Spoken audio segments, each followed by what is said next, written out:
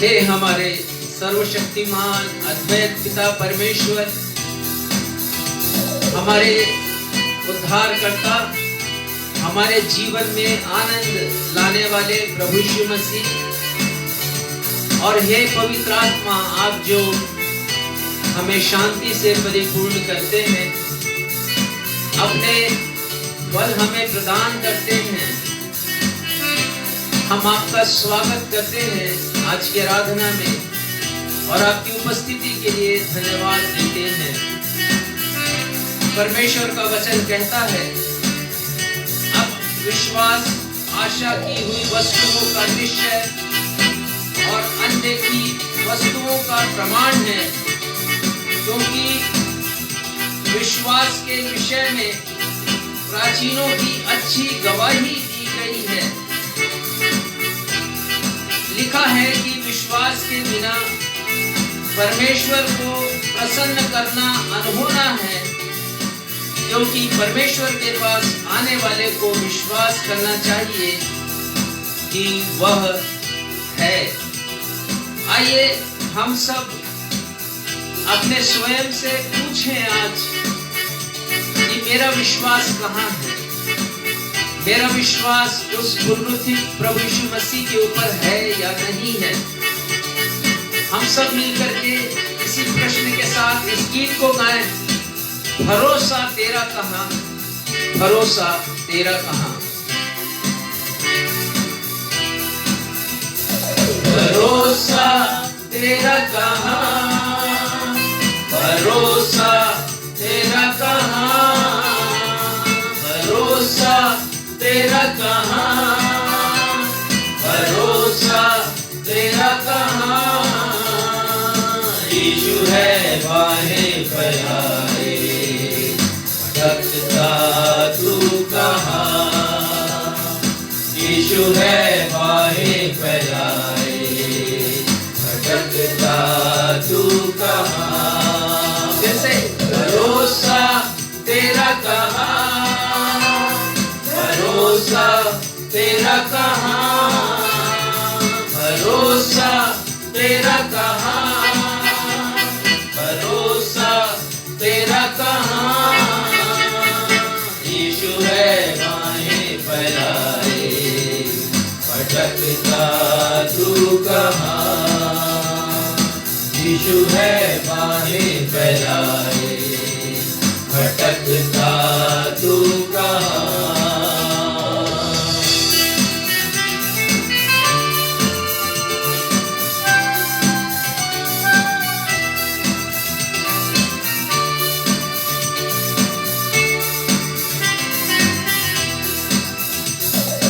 मंजिल लगती है दूर, है थका क्या मन तेरा? मंजिल लगती है दूर, है थका क्या मन तेरा? कमर देने वो आया है तुझको, तेरा मन कहाँ? समझ देने वो आया है तुझको, तेरा मन कहाँ? भरोसा तेरा कहाँ, भरोसा तेरा कहाँ, भरोसा तेरा कहाँ, भरोसा तेरा कहाँ? यीशु है बाहें फैलाए, भटकता तू कहाँ? यीशु है बाहें फैलाए, भटकता तू कहाँ? भटकता तू कहाँ, भटकता तू कहाँ?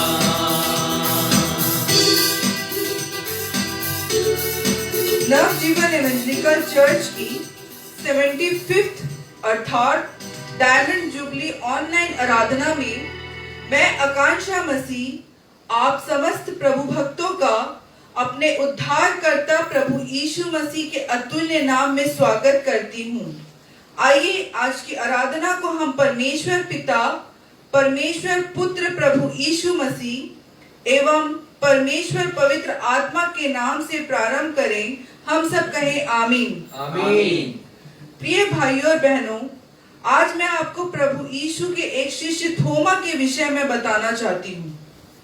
प्रभु यीशु मसीह ने अपने पुनरुत्थान के पश्चात अपने आप को शिष्यों के ऊपर प्रकट किया, लेकिन जिस दिन यह घटित हुई उस दिन वहां पर थोमा उपस्थित नहीं थे। जब अन्य शिष्यों ने उससे कहा कि उन्होंने प्रभु यीशु को देखा है, तो थोमा ने उनकी बात पर संदेह व्यक्त किया और कहा, जब तक वह प्रभु यीशु के हाथों में कीलों के छेद ना देख लूं और उसके पंजर में अपना हाथ न डाल लूं, तब तक मैं प्रतीति नहीं करूंगा। उसके इस कथन के 8वें दिन अर्थात आज ही के दिन प्रभु यीशु थोमा के पास आए और थोमा से कहा, अपनी उंगली यहाँ लाकर मेरे हाथों को देख और अपने हाथ तो मुझे देखकर विश्वास की। मैं फिर से ये लाइन पढ़ूंगी। अपनी उंगली यहाँ लाकर मेरे हाथों को देख और अपना हाथ लाकर मेरे पंजर में डाल और अविश्वासी नहीं परंतु विश्वासी बन। इसके पश्चात प्रभु यीशु ने कहा, तूने तो मुझे देखकर विश्वास किया है, परंतु धन्य है वे जिन्होंने बिना देखे विश्वास किया है। जी हाँ प्रियो, परमेश्वर पिता की दृष्टि में वे सारे लोग धन्य हैं जिन्होंने मृत्यु के पश्चात जीवते हुए प्रभु यीशु पर बिना देखे विश्वास किया। आज हमारे पास्टर इंचार्ज इसी विषय पर उपदेश देंगे, इसलिए हम संसार और उसकी बातों पर यकीन नहीं करें, ये सब नाश होने वाली है। परंतु यदि यकीन करना है तो केवल और केवल प्रभु यीशु मसीह पर एवं उनकी बातों पर यकीन करें, ताकि प्रभु यीशु मसीह हमें धन्य कह सके। आमीन। आइए इस समय हम सब मिलकर एक गीत गाएं जिसके शब्द है, छू लिया यीशु ने छू लिया, जुड़ गया जिंदगी से नया सिलसिला, हर घड़ी हर जगह गाओ हालेलुया।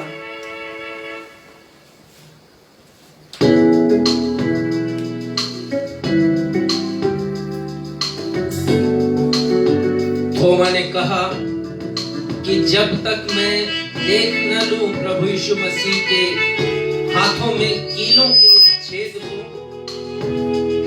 और जब तक उनके पंजर में हाथ नहीं डाल लूं, जब तक मैं यीशु का स्पर्श ना कर लूं, उसे छू ना लूं, मैं प्रतीति नहीं करूंगा, यकीन नहीं करूंगा। लेकिन प्रभु यीशु मसीह स्वयं आते हैं हमारे पास, जैसा वो थोमा के पास आए, और वो हमें छूते हैं, हमें स्पर्श करते हैं, हमसे प्यार करते हैं और हमारी जिंदगी में आकर एक नए सिलसिले की शुरुआत करते हैं। आइए हम सब मिलकर इस गीत को गाएं। छू लिया यीशु ने छू लिया, छू लिया यीशु ने छू लिया, जुड़ गया जिंदगी से नया सिलसिला, जुड़ गया जिंदगी से नया सिलसिला, हर घड़ी हर जगह गाओ hallelujah, hallelujah, hallelujah, hallelujah, hallelujah.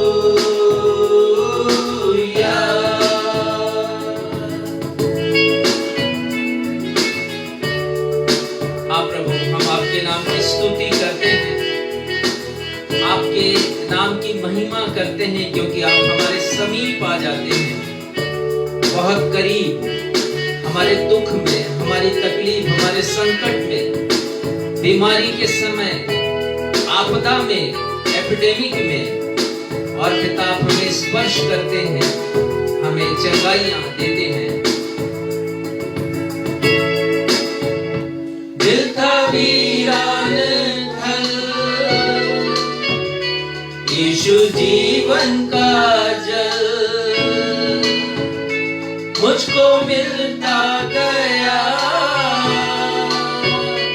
मेरी मुश्किल का हल। दिल का वीरान घर, यीशु जीवन का जल मुझको मिलता गया, मेरी मुश्किल का हल। मैंने खोया था जो वो मुझे मिल गया, मैंने खोया था जो वो मुझे मिल गया। हर घड़ी हर जगह गाओ hallelujah, hallelujah, hallelujah, hallelujah, hallelujah.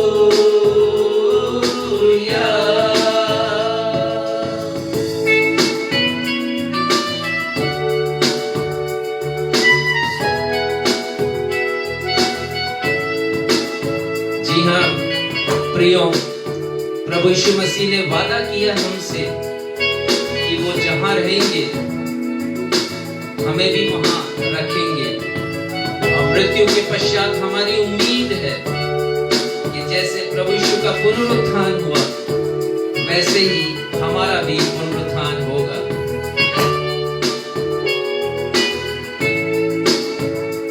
मेरी उम्मीद को मिल गए दो जहां, एक नई है ज़मीन, एक नया आसमां। मेरी उम्मीद को मिल गए दो जहां, एक नई है ज़मीन, एक नया आसमां।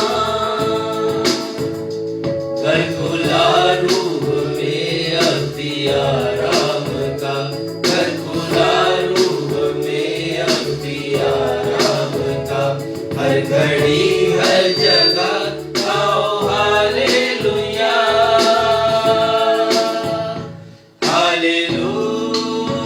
Hallelujah, hallelujah, hallelujah, hallelujah. छू लिया, छू लिया, यीशु ने छू लिया, छू लिया, छू लिया, यीशु ने छू लिया, यीशु ने छू लिया, यीशु ने छू लिया।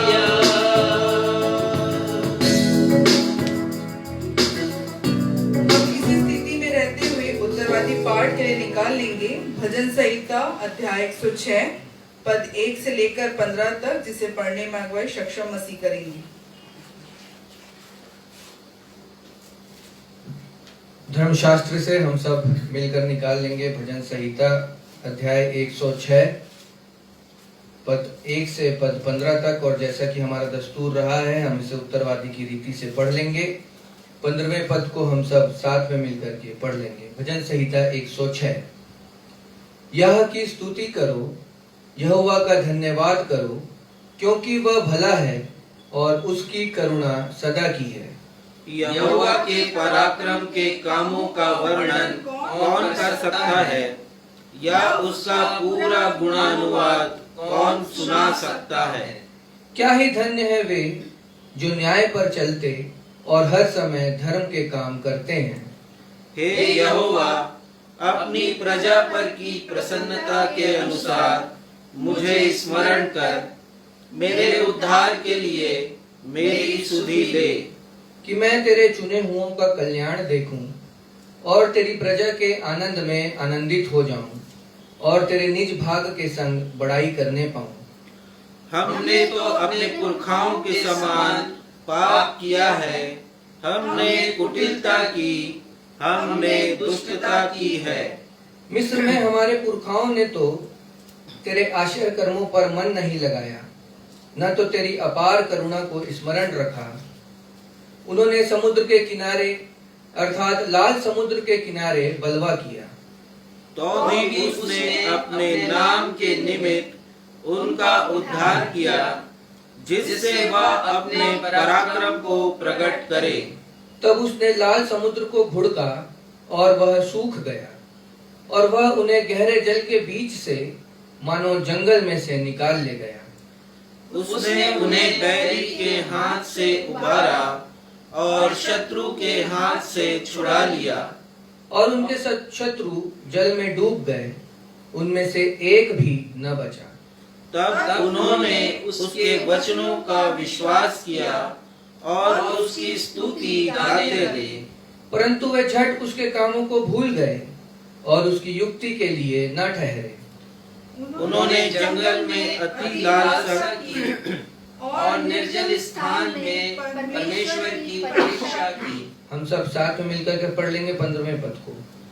तब उसने उन्हें मुंह मांगा वर तो दिया, परंतु उनके प्राण को सुखा दिया। यह प्रभु परमेश्वर का सत्य और जीवित वचन है। परमेश्वर पिता अपने इस वचन के पढ़े जाने, सुने जाने और समझे जाने पे हम सभी को अपनी बहुतायत की आशीषों से परिपूर्ण करे। हम सब कहें आमीन। आमीन।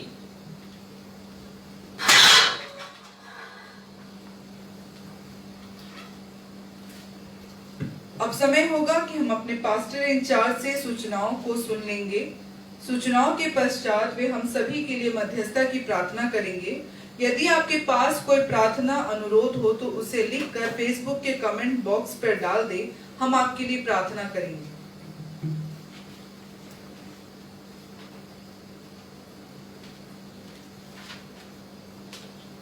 आप सबों को जय मसीह की। जय मसीह। सर्वप्रथम मैं क्षमा मांगता हूं कि आज हमारी आराधना 15 मिनट विलंब से प्रारंभ हुई। आप लोगों ने प्रतीक्षा की होगी अवश्य, कुछ व्यवधान था इसे प्रारंभ करने में आज की आराधना को, और उसी के कारण हम आप तक सही समय पर पहुंच नहीं पाए। मैं आपको बताना चाहता हूं कि आज की यह आराधना नवजीवन इवेंजलिकल चर्च की 75वीं आराधना है, 75th, अर्थात ये डायमंड जुबली या हीरक जयंती की आराधना है। अपनी इस उपलब्धि के लिए हम परमेश्वर पिता को हृदय से धन्यवाद देते हैं। हमारी कलीसिया की प्रथम रविवारी ऑनलाइन आराधना पिछले वर्ष 22 मार्च को लॉकडाउन से प्रारंभ हुई थी।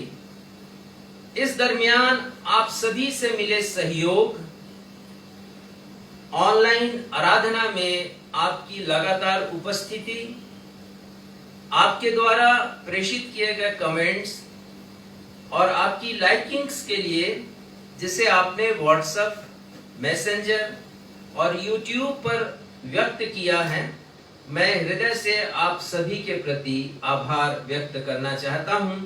परमेश्वर पिता आप सभी को अपनी आशीषों से परिपूर्ण करते रहें। हमारा प्रयास या हमारी ऑनलाइन आराधना का फोकस उन सब लोगों के लिए है, विशेषकर उन लोगों के लिए जिन्हें रविवारी आराधना का लाभ इसलिए नहीं मिल पाता क्योंकि वे ऐसे क्षेत्रों में रहते हैं जहां पर चर्च नहीं है, या फिर अपनी नौकरी के कारण वो अपने गृह निवास से दूर हैं, गृह कलीसिया से, और ऐसे क्षेत्र में नियुक्त हैं जहां पर चर्च नहीं है। साथ ही वे सारे लोग जो कि दूरस्थ इलाकों में हैं, नौकरी में है, विशेषकर पुलिस के लोग, सीआरपीएफ के लोग, बीएसएफ के लोग, आर्मी के लोग, नेवी या एयरफोर्स के लोग, जिन्हें रविवारी आराधना का लाभ नहीं मिल पाता है, वो आशीष नहीं मिल पाती है, उन्हें हम प्रति रविवार को 11 बजे फेसबुक के माध्यम से रविवारी आराधना की आशीष प्रदान करें। ये हमारा फोकस है, ये हमारा उद्देश्य है। हमारी कलीसिया प्रत्येक रविवार को प्रातः 11 बजे ऑनलाइन सेवा के माध्यम से संपूर्ण कलीसियाई आराधना का प्रसारण करती है। संपूर्ण कलीसियाई आराधना, इसमें हम कुछ काट छाट बिल्कुल नहीं करते हैं। जैसा आपको चर्च में आराधना मिलती है, वैसी ही आराधना हम यहाँ पर अपने परमेश्वर की महिमा में प्रस्तुत करते हैं। इस आराधना में प्रार्थना करना, गीत गाना, वचन का पाठ करना, भेंट अर्पित करना और संदेश का प्रचार करना शामिल है। माह में एक बार हम प्रभु भोज की संगति या लॉर्ड सपर, होली कम्युनियन की सेवकाई भी करते हैं। आप लोग जब भी इस आराधना में शामिल हों, बड़ी गंभीरता के साथ शामिल हों। आपसे निवेदन है कि आप अपना मोबाइल इस दरमियान बंद रखें। की जो मोबाइल की सेटिंग है उसे आप साइलेंट में रखें और एक जगह पर शांत होकर के बैठ जाएं। साथ में बाइबल रखें।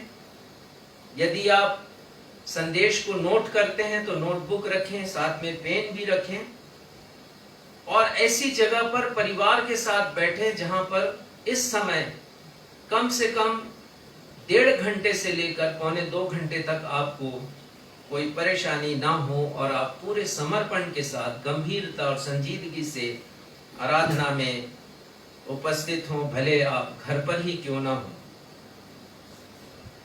यदि पवित्र आत्मा आपकी अगुवाई करते हैं तो जिस समय हम भेंट अर्पित करते हैं, गीत गाते हैं, आप भी अपनी भेंटों को अर्पित कर सकते हैं।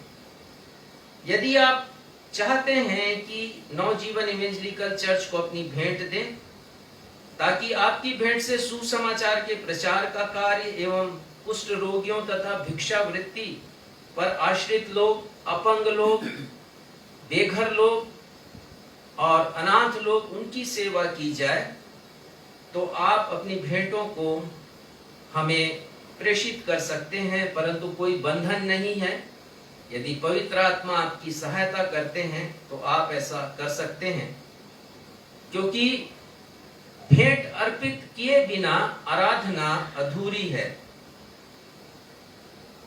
साथ ही ये हमारा निवेदन है आप सभी से कि यदि आप परिवार में किसी का बर्थडे सेलिब्रेट करते हैं, मनाते हैं, किसी के जन्म दिवस को या विवाह की वर्षगांठ को मनाते हैं, या आप कोई नई वस्तु खरीदते हैं, भौतिक वस्तु, या अपने घर का निर्माण करते हैं और काफी पैसा उसमें लगाते हैं, आप विवाह करते हैं, आपके परिवार में यदि विवाह होता है तो आप ऐसी खुशियों को जरूरतमंदों के साथ बांटें ताकि परमेश्वर की आशीष आपके परिवार में आ सके। वचन की शिक्षा भी यही है और इसके संबंध में मैं कई बार आपको बता भी चुका हूं। यदि आप अपनी खुशियों को नवजीवन के माध्यम से बांटना चाहते हैं तो आपका स्वागत है और जो भी कार्य आप चाहते हैं हम उसे करेंगे और आपको इसकी जानकारी भी देंगे। नवजीवन इस समय न सिर्फ सेवा कार्य में परंतु सुसमाचार के विस्तार में भी, प्रचार में भी लगा हुआ है और जिसके द्वारा परमेश्वर को महिमा मिलती है। लेंट के दिनों में यदि आपने उपवास रखा है या भोजन का त्याग आपने किया है, और उस त्याग के साथ यदि प्रभु यीशु मसीह के लिए, परमेश्वर के लिए यदि आपने त्याग नहीं किया, तो ऐसे उपवास का कोई महत्व नहीं है।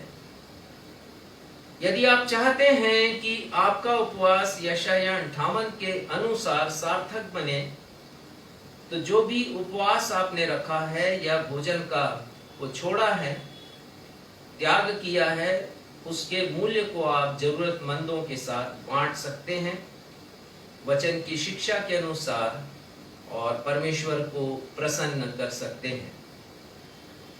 खुशखबरी आप सभी के लिए है, जैसा मैंने पहले भी आपको बताया है, आपको सूचना दी है कि नवजीवन इवेंजेलिकल चर्च और क्वारंटाइन प्रेयर ग्रुप के तत्वावधान में प्रत्येक रविवार और प्रत्येक बुधवार को 7:30 बजे शाम को बाइबल स्टडी क्लास अर्थात बाइबल पाठशाला या बाइबल अध्ययनशाला प्रारंभ किया जा रहा है। और ये तो पहले से ही ये शाला चल ही रही है। हमने और भी लोगों को जोड़ा है, तो वे सारे लोग आज शाम को हमारे साथ शामिल हो सकते हैं। मैंने विस्तार से इसकी सूचना दी है। स्काइप के द्वारा आप एक जीवंत लाइव बाइबल पाठशाला में हिस्सा ले सकते हैं और वचन के ज्ञान में आगे बढ़ सकते हैं। यदि आप रुचि लेते हैं इस बाइबल पाठशाला में, बाइबल स्टडी क्लास में या बाइबल स्टडी स्कूल में, तो आप मुझसे संपर्क कर सकते हैं। आगामी रविवार दिनांक 18 अप्रैल 2021 को प्रभु भोज की सेवकाई संपन्न की जाएगी। प्रार्थना अनुरोध इस प्रकार से है। धन्यवाद का विषय है कि बेटी अर्पिता जेम्स जय, जिनकी चंगाई के लिए हमने प्रार्थना की थी, ये चेक गणराज्य में हैं, प्राग में, वहां की राजधानी में ये अपनी सेवाएं प्रदान करती हैं। उच्च शिक्षा प्राप्त करने के पश्चात उन्हें पूर्ण चंगाई मिली है। उनकी चंगाई के लिए परमेश्वर को धन्यवाद देते हैं। उनका क्वारंटाइन पीरियड भी पूरा हुआ और अब वो अपने काम से लग सकेंगी। परमेश्वर को इस बात के लिए हम धन्यवाद देते हैं। अन्य प्रार्थना विषय इस प्रकार से हैं। बाइबल सोसाइटी जबलपुर में कार्यरत भाई लॉरेंस देवदास कोरोना पॉजिटिव थे, जबलपुर में रहते थे। कोविड-19 के कारण उनकी मृत्यु हुई। अनंत महिमा में निवास करने प्रभु ने उन्हें अपने पास बुला लिया। दुखद बात यह है कि कुछ समय पहले ही उनकी जवान बेटी का निधन हुआ था, जो इकलौती बेटी थी। उनकी पत्नी अब अकेली हो गई हैं। आप सभी से निवेदन है कि श्रीमती देवदास को आप अपनी प्रार्थनाओं में स्मरण रखें। भाई जॉन जेकब, जो डॉक्टर श्रीमती वंदना अलकाना के पिता थे, वयोवृद्ध थे, विनम्र और बहुत मृदुभाषी, परमेश्वर के भय में जीवन व्यतीत करने वाले, उन्हें भी परमेश्वर पिता ने अपनी अनंत महिमा में अपने पास बुला लिया है। हम उनके परिवार के लिए शांति की प्रार्थना करते हैं। परिवार सभी को, विशेषकर उनकी पत्नी को अपनी अद्भुत शांति से परिपूर्ण करे। कोरोना वायरस की दूसरी लहर बहुत घातक है और समाज के बहुत से लोगों को वो अपने दायरे में ले रही है। बहुत से लोग ग्रसित हैं, कोरोना पॉजिटिव हैं, कोविड-19 से ग्रसित हैं। वो हम प्रार्थना करते हैं पास्टर अरोज लाल के लिए, महादेव अस्पताल में भर्ती हैं। पास्टर विकास थॉमसन और उनके बेटे आशय थॉमसन के लिए, जिनके बारे में मुझे सूचना मिली कि वे भी कोरोना पॉजिटिव हैं। प्रार्थना करें इनकी चंगाई के लिए। समाज में बहुत से लोग इस समय कोरोना पॉजिटिव हो रहे हैं और कोविड-19 बीमारी से ग्रसित हैं। प्रार्थना करें कि परमेश्वर उन्हें चंगाई दे। अन्य विषय हैं, भाई मेघनाथ एवं परिवार के लिए हम प्रार्थना करें। परमेश्वर पिता की अद्भुत शांति इस परिवार में आए। खिलेश नामक एक नौजवान अपने माता पिता की आज्ञा नहीं मानता। माता पिता ने कहा है कि उसके लिए प्रार्थना की जाए। ऐसे कुछ और अनुरोध मेरे पास आते हैं और उन अनुरोधों में यही कहा जाता है कि उनके परिवार का बेटा उनकी बात नहीं मानता, बिगड़ गया है और उनके नियंत्रण से बाहर हो गया है। हम प्रार्थना करते हैं कि हमारे बेटे खिलेश के जीवन में भी प्रभु यीशु मसीह का काम हो और वो प्रभु यीशु मसीह के पास आए और सांसारिक बातों से अपने आप को दूर रखे, मन मर्जी की वो नहीं करे। भाई दाऊराम के विवाह के लिए हम प्रार्थना करते हैं कि उनका विवाह अच्छे से हो सके और अच्छी जगह पर उनका रिश्ता जुड़ सके, ऐसी हम प्रार्थना करते हैं। भाई महेश दुष्ट आत्मा से पीड़ित हैं और साथ ही साथ भाई भानु जो विश्रामपुर में रहते हैं, उनके लिए भी ये कहा जा रहा है कि उन्हें बाहरी हवा लगी है, वो बेचैन हैं और बहुत तनाव में भी हैं। परमेश्वर पिता उनकी सहायता करे और ऐसे समय में वो परमेश्वर पर विश्वास करें और परमेश्वर के समीप में आए, अपना जीवन परमेश्वर को समर्पित करें ताकि इन सब आफतों से वो बच सके। ग्राम भिलौनी में जहां हमारी कलीसिया है, बहुत से लोग कोरोना पॉजिटिव हैं। प्रार्थना करें कि इसका और भी ज्यादा विस्तार ना हो और लोगों को जो कोरोना पॉजिटिव हैं चंगाइयां मिल सकें। भाई महादेव सर्दी खांसी से पीड़ित हैं काफी समय से और बहुत डरे हुए हैं। कोरोना पॉजिटिव कहीं वो हैं तो नहीं, उनको कहीं हुआ तो नहीं है, तो प्रार्थना करें कि परमेश्वर उनके हर एक डर को दूर करे और सर्दी खांसी को ठीक करे।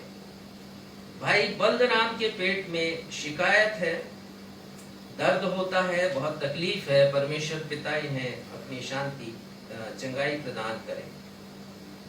आइए हम इन सारे विषयों को परमेश्वर के सामने रखें और परमेश्वर पिता को धन्यवाद दें और जितने भी निवेदन हैं, प्रार्थना निवेदन, उनके लिए हम उनसे विनती करें कि परमेश्वर अपनी चंगाइयां प्रदान करें, लोगों की जरूरतों को पूरा करें। हमारे पिता, हम आपके समीप आते हैं, धन्यवाद देते हैं। नवजीवन इवेंजेलिकल चर्च की आज की आराधना 75वीं आराधना है। लगातार हम ऑनलाइन सेवा के माध्यम से बहुत से लोगों के पास पहुंच रहे हैं, बहुत से लोगों के जीवन में आनंद और खुशियों को लाया है। वचन की भरपूरी आराधना की आशीष उनके जीवन में आई है। पिता, हम आपकी विश्वसनीयता के लिए, आपकी विश्वास योग्यता के लिए आपको हृदय से धन्यवाद देते हैं। प्रार्थना करते हैं पिता, आगामी समय में जब हम इसे और भी अच्छी तरह करना चाहते हैं, नए उपकरणों के साथ करना चाहते हैं, नई टेक्नोलॉजी के साथ करना चाहते हैं जिसका भी हमारे पास अभाव है, हम प्रार्थना करते हैं पिता कि आप अपने अगम्य भंडार से हमारी आवश्यकताओं की पूर्ति करें, ताकि हमारे पास कुछ ऐसे उपकरण आ सकें जिसके द्वारा हम और भी ज्यादा गुणवत्तापूर्ण आराधना प्रभु भक्तों के लिए प्रस्तुत कर सके, जिसके द्वारा बहुत से लोगों के जीवन में आनंद, सुख, विश्राम, चैन आ सके, आपकी समीपी आ सके। धन्यवाद देते हैं पिता। प्रार्थना करते हैं कि हमारी ये आराधना बहुत से लोगों के जीवन में परिवर्तन को लेकर के आए, उनकी सोच में परिवर्तन को लेकर के आए। खासकर वे सारे लोग जो कलीसियाओं से दूर हैं, कलीसिया विहीन क्षेत्रों में रहते हैं, उन्हें रविवारी आराधना का और अन्य दिनों में जो बाइबल पाठशाला हम प्रारंभ कर रहे हैं, उन सभी का लाभ उन्हें मिल सके और वे अपने जीवन में, आत्मिक जीवन में उन्नति करते चले जाएं। प्रार्थना करते हैं पिता उन सारे अनुरोधों के लिए जैसे अभी हमने पढ़ा है, आपके समक्ष हम रखते हैं प्रभु। विनती करते हैं कि उन सभी का उत्तर आप दीजिए। और पिता, जिनके भी जीवन में आपकी चंगाइयों की आशीष आती है, वो आपको धन्यवाद दे सके, शुक्रिया कह सके। क्योंकि बहुत बार लोग हमसे केवल निवेदन करते हैं, चंगाई प्राप्त करने के बाद वो हमसे कोई चर्चा तक नहीं करते कि उन्हें चंगाई मिली या नहीं मिली। मिली है तो धन्यवाद देने के लिए भी नहीं कहते, केवल कुछ लोगों को छोड़कर। पिता, हम प्रार्थना करते हैं कि लोग धन्यवाद देना सीखें, चंगाइयां प्राप्त करें तो धन्यवाद दें। पिता, हम इन सारे निवेदनों को अपने उद्धारकर्ता प्रभु यीशु मसीह के महान सामर्थी नाम में आपके समक्ष रखते हुए अपनी इस प्रार्थना को उन्हीं के सामर्थी नाम से मांग लेते हैं, जिन्होंने हम सभी को ये प्रार्थना करना सिखाया। हे हमारे पिता, आप जो स्वर्ग में हैं, आपका नाम पवित्र माना जाए, आपका राज्य आए, आपकी इच्छा जैसे स्वर्ग में पूरी होती है वैसे इस पृथ्वी पर भी पूरी हो। हमारे दिन भर की रोटी आज हमें दीजिए, और जैसे हमने अपने अपराधियों को क्षमा किया है वैसे हमारे अपराधों को क्षमा कीजिए, और हमें परीक्षा में नहीं डालिए बल्कि बुराइयों से बचाइए, क्योंकि राज, पराक्रम और महिमा सदा आपके हैं। आमीन। जय मसीह। जय मसीह।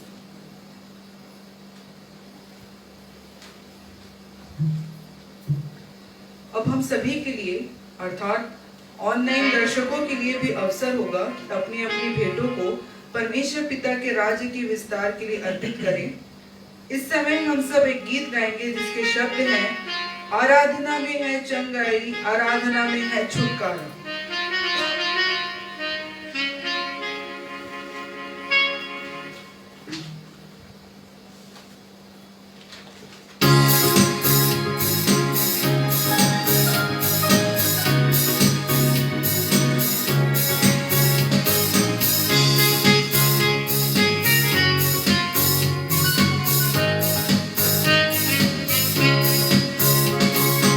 आराधना में है चंगाई, आराधना में है छुटकारा, आराधना में है चंगाई, आराधना में है छुटकारा। शरीर प्राण आत्मा में शांति आनंद देता है, जानते हैं प्यारा प्रभु। शरीर प्राण आत्मा में शांति आनंद देता है, जानते हैं प्यारा प्रभु। प्रार्थना करे, आराधना करे, वो अच्छा है, कितना भला है। ओ प्रार्थना करे, आराधना करे, वो अच्छा है, कितना भला है। छुटकारा पाए हमेशा, हमेशा छुटकारा पाए हमेशा।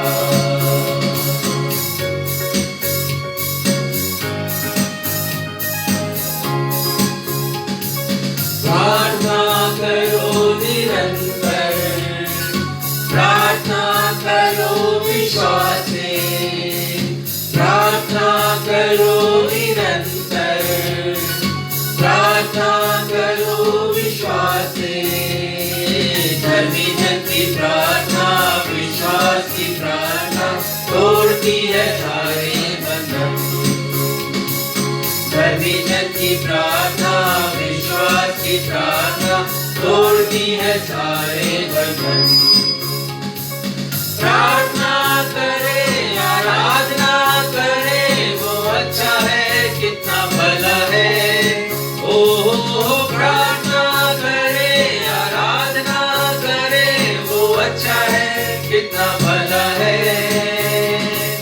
छुटकारा पाए हमेशा, हमेशा छुटकारा पाए हमेशा, हमेशा छुटकारा पाए हमेशा, हमेशा छुटकारा पाए हमेशा।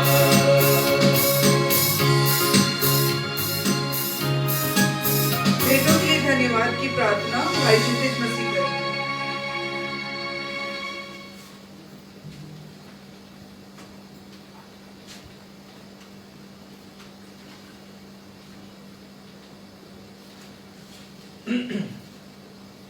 आइए इन भेंटों को प्रभु के चरणों में अर्पित करें। हम सब प्रार्थना में जाएंगे। महान जीवित उद्धारकर्ता प्रभु यीशु मसीह परमेश्वर पिता, एक बार फिर से आपके चरणों के निकट आते हैं आराधना के इस समय, जब हमने अपने भेंटों को, अपने धन्यवादी भेंटों को आपके सन्मुख रखा है। प्रेम पिता, जो कुछ भी हमें आपसे प्राप्त होता है, हम आपके नाम की महिमा के लिए आपके चरणों में अर्पित करते हैं। होने दीजिए प्रेम पिता कि ये आपको ग्रहण योग्य होने वाला हो सके। प्रार्थना विनती करते हैं, जिन लोगों ने अपने घरों में भेंटों को एकत्रित किया है, वे उन भेंटों के माध्यम से आपकी महिमा करने पाए। प्रेम पिता, सारी भेंटें मिल करके आपके राज्य की बढ़ोतरी के लिए काम में आने पाए। प्रार्थना और विनती करते हैं, आगे की आराधना आपके चरणों में रखते हैं। अपने उद्धारकर्ता प्रभु यीशु के नाम से मांग लेते हैं, आमीन।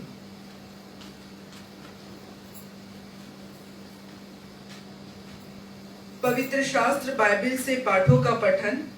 पहला पाठ जो पुराने नियम से पाया जाता है, गिनती अध्याय 13 30 से लेकर 33 पद तक, और उसके पश्चात अध्याय 34 पद 6 से लेकर 9 तक, जिसे पढ़ने में अगुवाई भाई शिद्दीक मसीह करेंगे।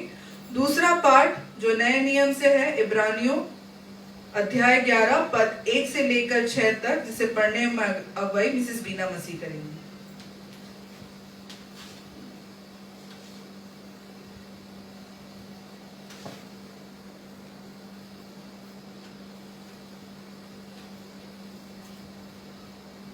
पवित्र शास्त्र में से प्रथम बाइबल पाठ के लिए निकालेंगे पुराने नियम से गिनती की पुस्तक अध्याय 13 पद 30 से 33 तक। गिनती अध्याय 13 पद 30 से 33 तक, और इसके पश्चात गिनती पुस्तक से ही अध्याय 34 पद 6 से 9। इसी के बाद वाला अध्याय पद 1 से लेकर 9 तक। अध्याय इसके पश्चात अध्याय 14 पद 1 से 9 तक। वचन यहाँ पर यूं कहता है,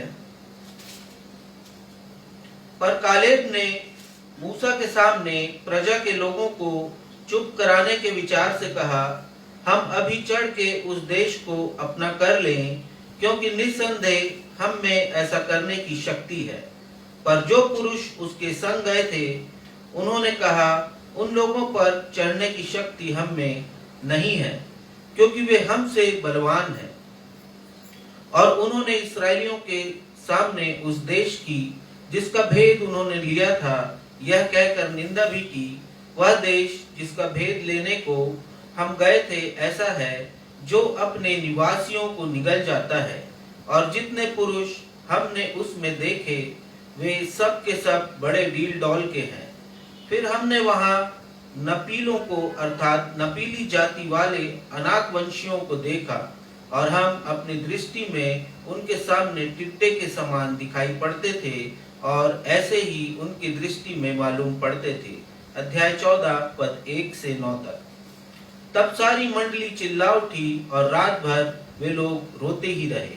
और सब इस्राएली मूसा और हारून पर बुड़बुड़ाने लगे, और सारी मंडली उनसे कहने लगी, भला होता कि हम मिस्र ही में मर जाते, या इस जंगल ही में मर जाते। यहोवा हमको उस देश में ले जाकर क्यों तलवार से मरवाना चाहता है? हमारी स्त्रियां और बाल बच्चे तो लूट में चले जाएंगे। क्या हमारे लिए अच्छा नहीं कि हम मिस्र देश को लौट जाएं?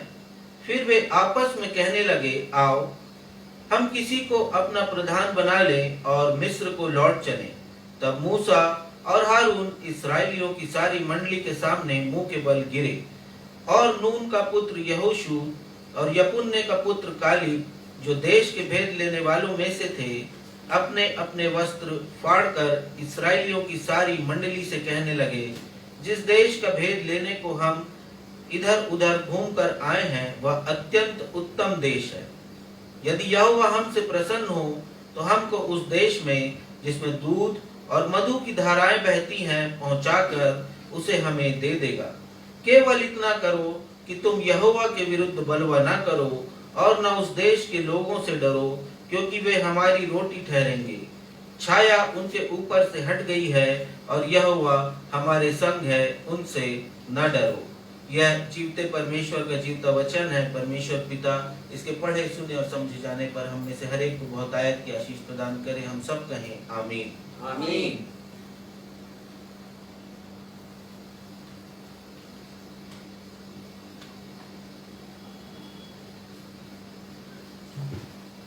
परम पवित्र परमेश्वर के मधुर नाम में आप सबों को जय मसीह की। जय मसीह की। मेरे साथ आप धर्मशास्त्र से निकाल लीजिएगा नए नियम की किताब इब्रानियों 11 पद 1 से 6। वचन में इस प्रकार लिखा है, अब विश्वास आशा की हुई वस्तुओं का निश्चय और अनदेखी वस्तुओं का प्रमाण है, क्योंकि इसी के विषय में प्राचीनों की अच्छी गवाही दी गई। विश्वास ही से हम जान जाते हैं कि सारी सृष्टि की रचना परमेश्वर के वचन के द्वारा हुई है, पर यह नहीं कि जो कुछ देखने में आता है वह देखी हुई वस्तुओं से बना हो। विश्वास ही से हाबिल ने कैन से उत्तम बलिदान परमेश्वर के लिए चढ़ाया और उसी के द्वारा उसके धर्मी होने की गवाही भी दी गई, क्योंकि परमेश्वर ने उसकी भेंटों के विषय में गवाही दी और उसी के द्वारा वह मरने पर भी अब तक बातें करता है। विश्वास ही से हनोक उठा लिया गया कि मृत्यु को न देखे और उसका पता नहीं मिला, क्योंकि परमेश्वर ने उसे उठा लिया था और उसके उठाए जाने से पहले उसकी यह गवाही दी गई थी कि उसने परमेश्वर को प्रसन्न किया है। और विश्वास बिना उसे प्रसन्न करना अनहोना है, क्योंकि परमेश्वर के पास आने वाले को विश्वास करना चाहिए कि वह है और अपने खोजने वालों को प्रतिफल देता है। यह परमेश्वर का जीवित वचन है। परमेश्वर इसके सुने और पढ़े जाने पर हम सबों को आशीष प्रदान करें। हम सब कहें आमीन। आमीन। सुसमाचार पाठ के लिए हम निकाल लेंगे यूहन्ना अध्याय 20 पद 24 से लेकर 29 तक, जिसे पढ़ने में अगुवाई रेवरेंड राजेश मसीह करें।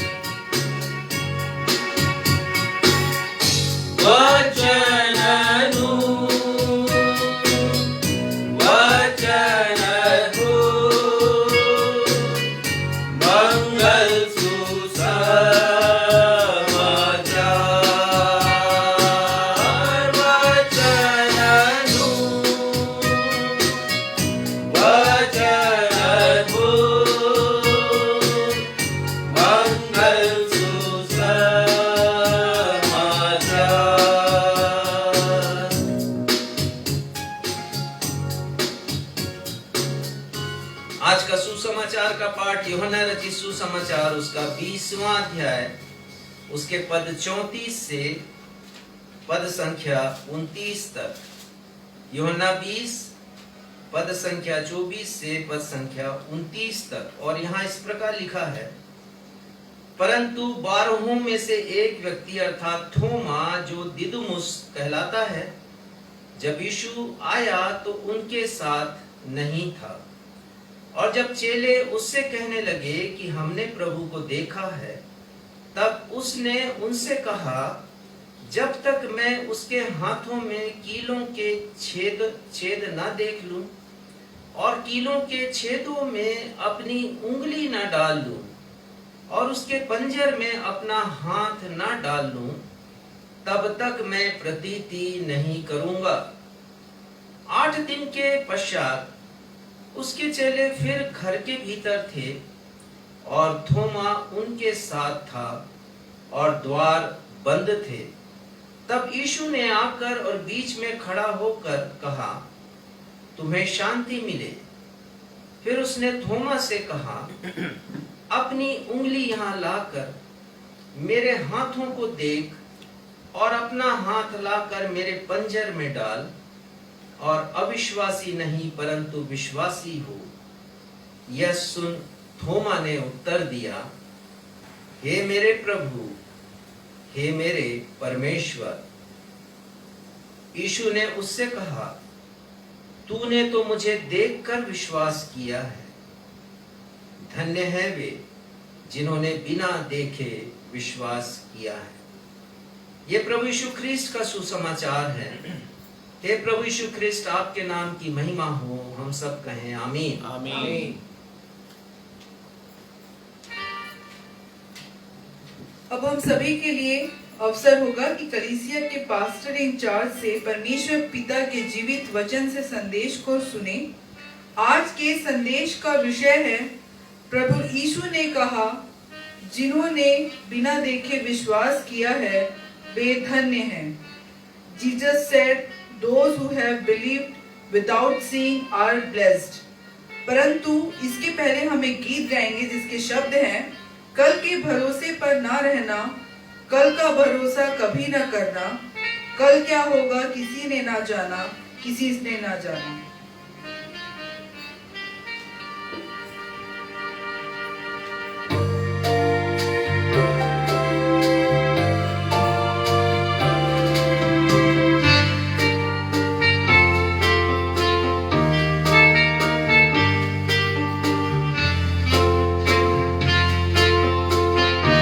यदि हम भरोसा करें तो केवल प्रभु यीशु मसीह पर, यहाँ तक कि हम कल का भी भरोसा ना करें, आने वाले किसी पल का भरोसा ना करें, ना किसी मनुष्य पर भरोसा करें, ना किसी प्रधान पर भरोसा करें, तो केवल प्रभु यीशु मसीह। कल के भरोसे पर ना रहना, कल का भरोसा कभी ना करना, कल क्या होगा किसी ने न जाना, किसी ने न जाना। कल के भरोसे पर ना रहना।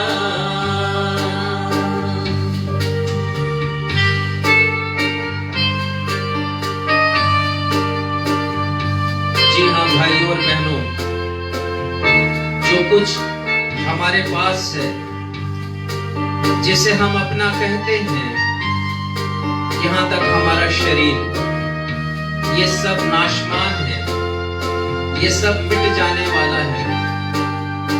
ना कोई धन संपत्ति हमारे साथ जाएगी, ना हमारे रिश्ते नाते हमारे साथ जाएंगे, और एक दिन ऐसा होगा कि ये जमाना ही भूल जाएगा हमें। पर एक है जिनका नाम प्रभु यीशु मसीह है, वो हमेशा हमारे साथ है, हमें छोड़ते नहीं है।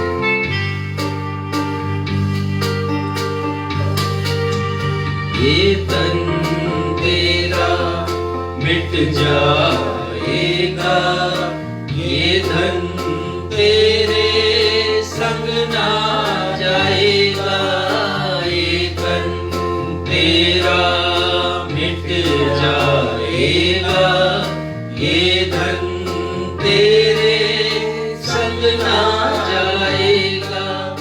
मन को रिझाए बंधन ये झूठे, भूलेगा तुझको जमाना। कल के भरोसे पर ना रहना। और इसलिए यदि अभी तक प्रभु यीशु मसीह को हमने अपने दिल में नहीं जगह दी है, उन्हें अपने दिल में नहीं बसाया है, यदि हम संदेह करते हैं थोमा के समान, शक करते हैं, तो छोड़ दें और यीशु को अपने हृदय में जगह दें। आज मसीह को दिल में बसा ले, कर दे ये जीवन उसी के हवाले। आज मसीह को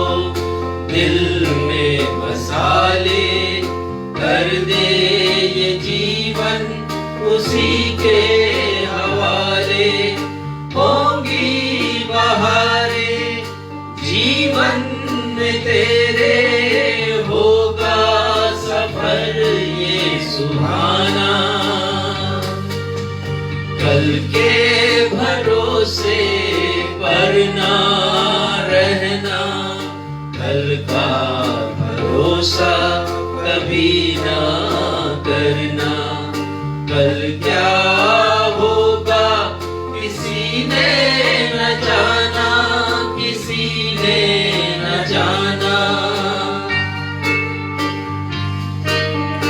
कल के भरोसे पर ना रहना।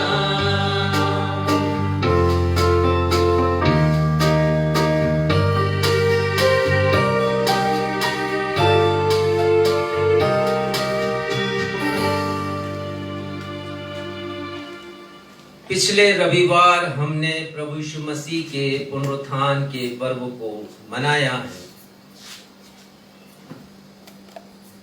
और आज हम प्रभु यीशु मसीह के पुनरुत्थान के पश्चात घटित हुई घटनाओं पर विचार करेंगे, मनन करेंगे। और मैं आपको बतलाना चाहता हूं कि प्रभु यीशु मसीह का पुनरुत्थान परमेश्वर पिता के अथाह, असीमित, अपरिमित, अतुलनीय एवं अद्वितीय सामर्थ्य का प्रदर्शन करता है। सामर्थ्य का प्रदर्शन का मतलब है डिमॉन्स्ट्रेट करता है परमेश्वर के सामर्थ्य को। तीन बातों के द्वारा पहले हम इसे समझेंगे कि परमेश्वर ने प्रभु यीशु मसीह के माध्यम से अपनी सामर्थ को कैसे डिमॉन्स्ट्रेट किया मानव जाति के सामने। पहली बात, प्रभु यीशु मसीह का क्रूस पर बलिदान वो अपनी संपूर्णता में था और इस तरह से था कि प्रभु यीशु के बलिदान को परमेश्वर ने एक सुखदायक सुगंध के रूप में ग्रहण किया। और इसका वर्णन संत पौलुस इफिसियों की किताब 5वां अध्याय और उसके 2 पद में करते हैं। आपको मिलता है तो पढ़िएगा। और प्रेम में चलो जैसे मसीह ने भी तुमसे प्रेम किया और हमारे लिए अपने आप को सुखदायक सुगंध के लिए परमेश्वर के आगे भेंट करके बलिदान कर दिया। देखिए, हमारे लिए अपने आप को सुखदायक सुगंध के लिए परमेश्वर के सामने भेंट करके बलिदान कर दिया। प्रभु यीशु मसीह का बलिदान परमेश्वर की सामर्थ का प्रगटीकरण है। दूसरी बात कि प्रभु यीशु मसीह के बलिदान के द्वारा परमेश्वर ने एक राह बनाई प्रभु यीशु मसीह के लिए, और वो राह जिसे उन्होंने प्रशस्त किया वो है प्रभु यीशु मसीह का पुनरुत्थान। पुनरुत्थान के द्वारा प्रभु यीशु मसीह ने प्रमाणित किया इस बात को कि वो परमेश्वर के पुत्र हैं। पुत्र का मतलब ये नहीं जिस सांसारिक रीति से हम अपने बेटों को, संतानों को देखते हैं। इसका एक गहरा अर्थ है, आत्मिक अर्थ है, पर अभी मैं इसके ऊपर नहीं जाऊंगा। रोमियो 1:4 में पौलुस इस बात को लिखते हैं कि प्रभु यीशु मसीह ने मृतकों में से जी उठकर प्रमाणित किया कि वो परमेश्वर के पुत्र हैं। तीसरी बात, मैं अनेक बार इसे बता चुका हूं, इसका उल्लेख किया हूं कि प्रभु यीशु मसीह ने भविष्यवाणी की अपने यरूशलेम जाने की। 3 बार शिष्यों से कहा वो यरूशलेम जाएंगे, उन्हें पकड़वाया जाएगा, उन्हें मारा जाएगा, वो मृत होंगे, लेकिन तीसरे दिन वो जी उठेंगे। परमेश्वर पिता ने अपनी सामर्थ के द्वारा इसे भी पूरा होने दिया ताकि प्रभु यीशु मसीह का कथन किसी भी रूप में झूठा नहीं ठहर सके। प्रभु यीशु मसीह का पुनरुत्थान इतिहास की एक अत्यंत महत्वपूर्ण घटना प्रमाणित हुई है, चाहे कोई इसे माने या ना माने। पिछले रविवार मैंने आपको बतलाया था यदि प्रभु यीशु मसीह का पुनरुत्थान नहीं होता तो कलीसिया नहीं बनती, कलीसिया का जन्म नहीं होता, कलीसिया का निर्माण नहीं होता। और कलीसिया का जन्म यदि नहीं होता तो मिशन स्थापित नहीं होते, मिशन स्थापित नहीं होते तो मिशनरी संपूर्ण विश्व में भेजे नहीं जाते, और यदि मिशनरी संपूर्ण विश्व में भेजे नहीं जाते तो विश्व में शिक्षा, स्वास्थ्य और जन जागरण का कार्य नहीं होता। कोई चाहे माने या ना माने, परंतु ये एक सच्चाई है। और यदि शिक्षा, स्वास्थ्य और जन जागरण का कार्य नहीं होता तो विश्व की ना दशा बदलती और ना दिशा बदलती, चाहे कोई इसे माने या ना माने। प्रभु यीशु मसीह के पुनरुत्थान के द्वारा ये संभव हुआ। विश्व इतिहास की इतनी महत्वपूर्ण घटना जिसके द्वारा महत्वपूर्ण बदलाव और परिवर्तन आए, आलोचना का भी शिकार हुई है। कुछ ने कहा कि प्रभु यीशु मसीह का पुनरुत्थान मनगढ़ंत है, ये कपोल कल्पित है, ये काल्पनिक है, ये फिक्टिशियस है, ये हाइपोथेटिकल है। और किसी ने कहा कि ये अकल्पनीय है, अविश्वसनीय है, अवास्तविक है, अनरिलायबल, अनरियलिस्टिक। और सबसे अधिक आलोचना 19वीं और 20वीं सदी के हमारे ही लोगों ने की। बड़े थियोलॉजियन, बड़े थिंकर जो समझे जाते हैं, उन्होंने प्रभु यीशु मसीह के पुनरुत्थान को नकार दिया। रीड के बारे में मैं बताना चाहूंगा, एक थियोलॉजियन, उन्होंने कहा the resurrection of Jesus Christ was not an event at all but a result of church imagination. अर्थात प्रभु यीशु मसीह का पुनरुत्थान कुल मिलाकर कोई अद्भुत घटना नहीं है। वो कहते हैं यह चर्च की कल्पना मात्र है, चर्च ने इसे जनरेट किया है, ओरिजिनेट किया है चर्च ने। प्रभु यीशु मसीह का पुनरुत्थान नहीं हुआ। एक और थियोलॉजियन बार्थ के बारे में आपको बताना चाहूंगा। उन्होंने कहा I totally reject the resurrection of Christ because it could not be demonstrated by the scientific method. वैज्ञानिक तरीके से प्रदर्शन नहीं किया जा सकता किसी के पुनरुत्थान का, या मृत्यु के पश्चात वो कैसे जीवित हो जाए। वैज्ञानिक तरीके से इसका प्रदर्शन नहीं किया जा सकता। विज्ञान ने तो बहुत सी बातों का प्रदर्शन नहीं किया। अब वो तो कहते हैं जरूर कि जीवन पृथ्वी पर आया, लेकिन कैसे आया उसका प्रदर्शन तो आज तक नहीं हुआ है। अफसोस होता है कि लोग इस प्रकार की बातें करते हैं।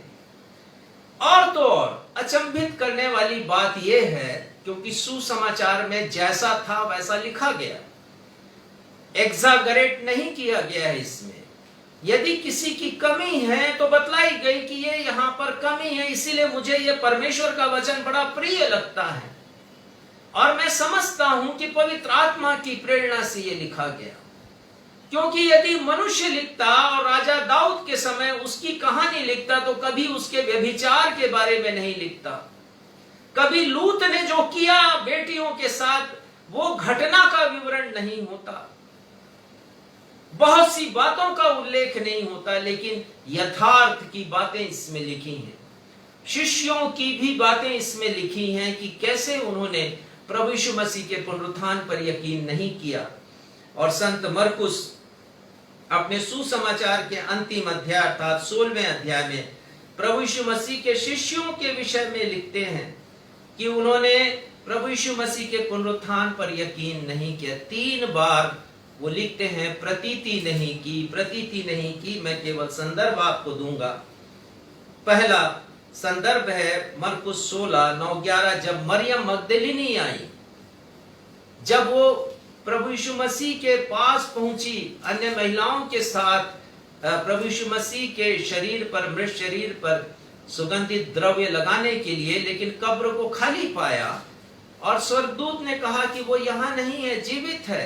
मरियम मगदली ने सबसे पहले प्रभु यीशु मसीह का दर्शन पाया और वो जब दौड़ी दौड़ी आई शिष्यों के पास और उनसे कहा कि मैंने प्रभु को जीवित देखा है, तो लिखा है कि उन्होंने प्रतीति नहीं की। यदि आपको मिल गया मरकुस 16 तो 11वां पद पढ़िएगा। उन्होंने यह सुनकर कि वह जीवित है और उसने उसे देखा है, प्रतीति न की। उन्होंने प्रतीति नहीं किया, विश्वास नहीं किया। और तो और प्रभु यीशु मसीह के शिष्यों की गाथा है।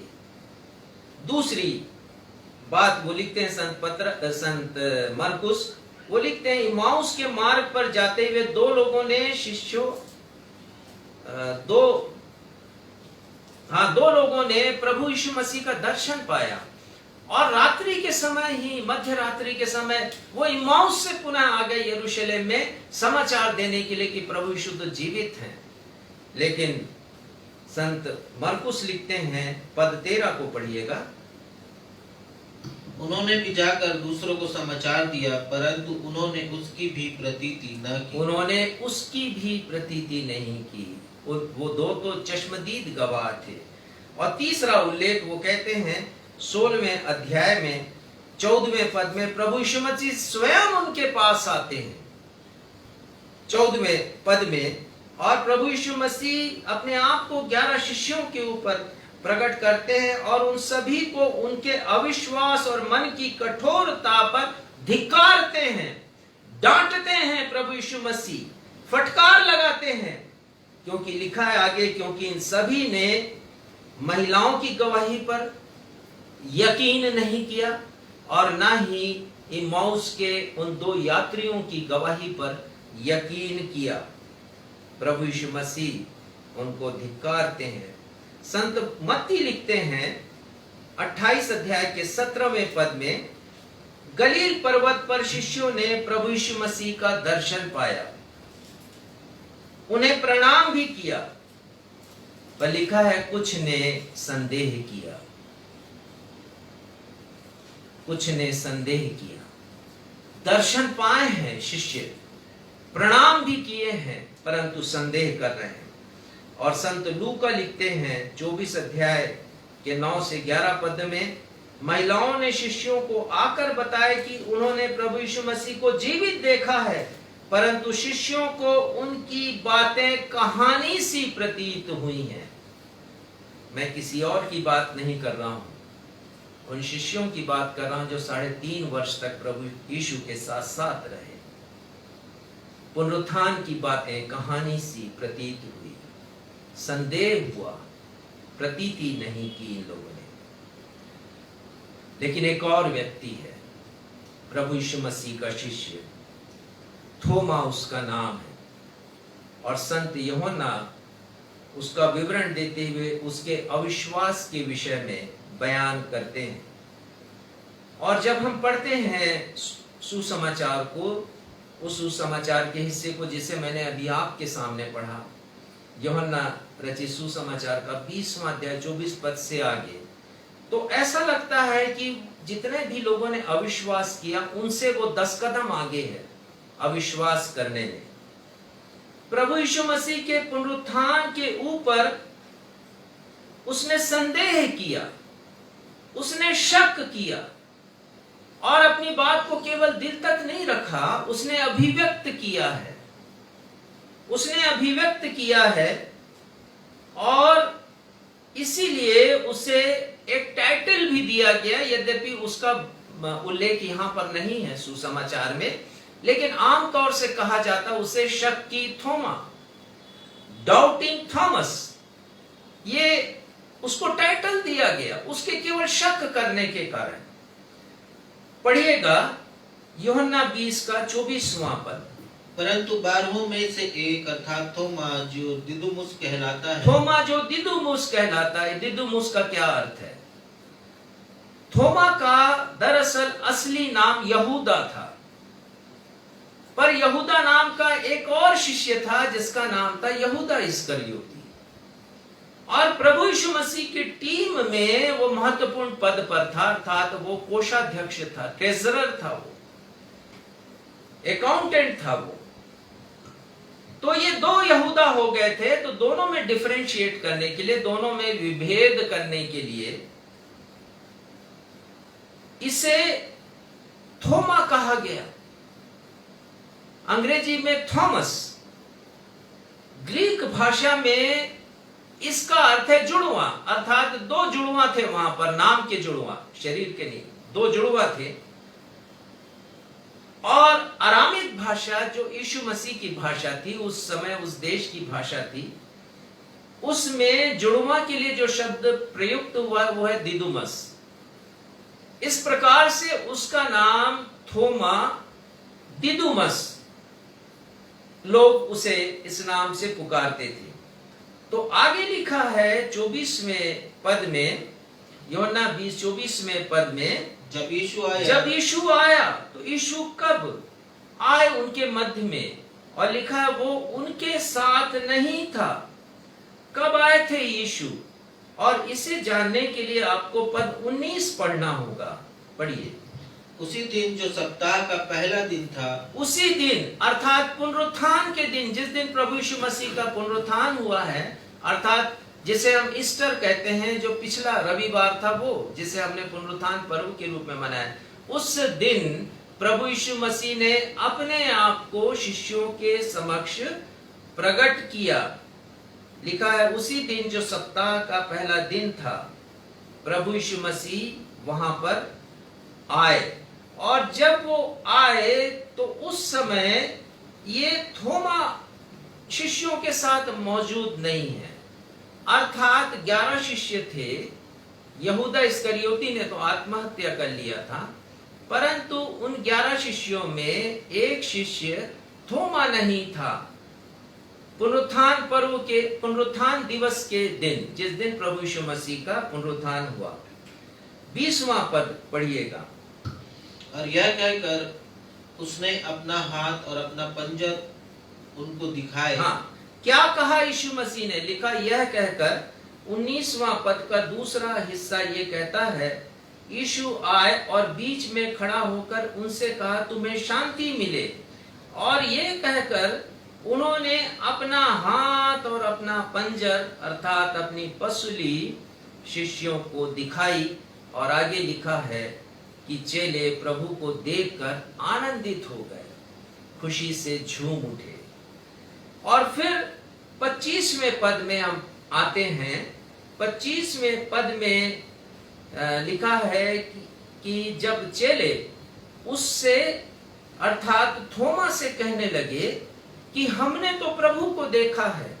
हो सकता है ये सोमवार, मंगलवार, बुधवार की घटना हो जब उनकी मुलाकात थोमा से हुई और उन्होंने चर्चा किया कि हमने तो प्रभु को देखा है और प्रभु ने अपने हाथों को दिखाया है, हमने उसमें कीलों के जख्म को देखा है, उसके छेद को हमने देखा है, और हमने प्रभु के पंजर को भी देखा है जिसमें भाला मारा गया था, हमने देखा है।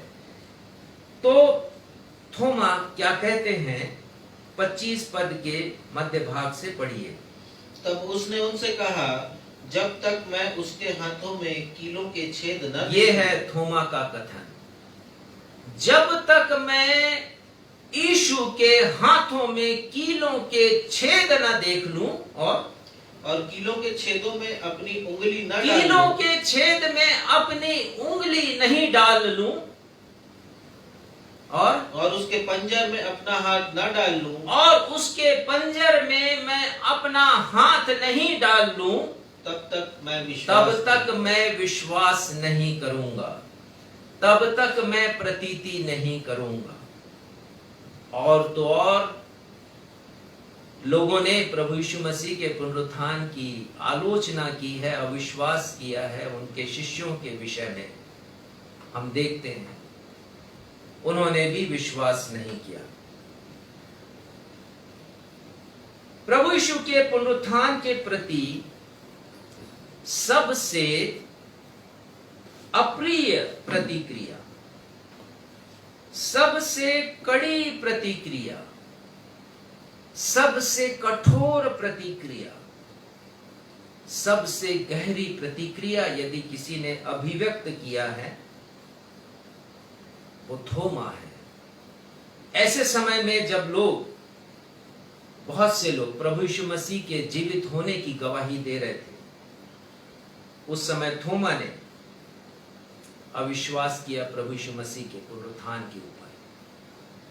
प्रभु यीशु मसीह ने अपने शिष्यों से जब 3 बार कहा मैं यरूशलेम जाऊंगा, मुझे पकड़वाया जाएगा, मारा जाएगा, मैं मृत होऊंगा, तीसरे दिन जी उठूंगा, उनमें तो थोमा भी शामिल था। 3 बार उसने प्रभु यीशु मसीह के कथन को सुना था। प्रभु यीशु के पुनरुत्थान के पश्चात उसने मरियम मगदलिनी और दूसरी महिलाओं के मुंह से भी सुना था इस गवाही को कि प्रभु को उन्होंने जीवित देखा है, कब्र को खाली देखा है। इम्माउस नगर की यात्रा कर रहे 2 चश्मदीद गवाहों के बयान भी उसने सुन रखे हैं, और यहां पर 10 शिष्यों की गवाही है कि हमने प्रभु को देखा है, हमने उस जख्म को देखा जो उनके हाथों में कीलों के कारण लगे, भाले के कारण पंजर में जो जख्म है उसे हमने देखा है। लेकिन थोमा है कि प्रमाण चाह रहा है। ये सारे विवरण जब मैं और आप पढ़ते हैं तो थोमा के विषय में, उसके स्वभाव के बारे में जो तस्वीर उभर करके आती हमारे सामने, वो तस्वीर हमें बयान करती है कि वो नकारात्मक विचारधारा का व्यक्ति था, वो निराशावादी था, संदेह करने वाला या शक्की मिजाज का आदमी था। वो डबल माइंडेड था, 2 चित्ता था। वो अविश्वासी था, प्रमाण चाहता था, ठोस प्रमाण, पुख्ता प्रमाण प्रभु यीशु मसीह के जीवित होने का। और इसीलिए वो कहता है यहां पर कि जब तक उसके हाथों में कीलों के छिद्र में नहीं देख लूं, उसमें मैं अपनी उंगली नहीं डाल लूं, उसके पंजर के छिद्र को मैं ना देखूं, अपना हाथ नहीं डाल लूं वहां पर, तब तक मैं यकीन नहीं करूंगा। आइए थोमा के जीवन की कुछ और बातों को हम देखें। थोमा का कोई विवरण साइनॉप्टिक गॉस्पेल अर्थात मिलते जुलते सुसमाचार, मत्ती, मरकुस, लूक को कहते हैं, इनमें थोमा का कोई विवरण हमें नहीं मिलता। संत यूहन्ना ने अपने सुसमाचार में 2 विवरण का जिक्र किया, 2 विवरण दिए हैं थोमा के विषय में, और मैं उल्लेख करना चाहूंगा यूहन्ना का 11वां अध्याय, जहां पर हम पढ़ते हैं कि प्रभु यीशु मसीह के प्रिय मित्र लाजर की मृत्यु हो गई है और प्रभु यीशु मसीह ठहर गए हैं। समाचार सुन करके, पहला तो बीमारी का समाचार और उसके बाद मृत्यु का समाचार, 4 दिन वो ठहर गए, और फिर उसके बाद वो जब खबर आ गई कि जाना है, मतलब उन्हें लगा कि जाना है, तब वो अपने शिष्यों से कहते हैं कि आओ हम उसके पास चले। यूहन्ना 11 का 16वां पद पढ़िएगा।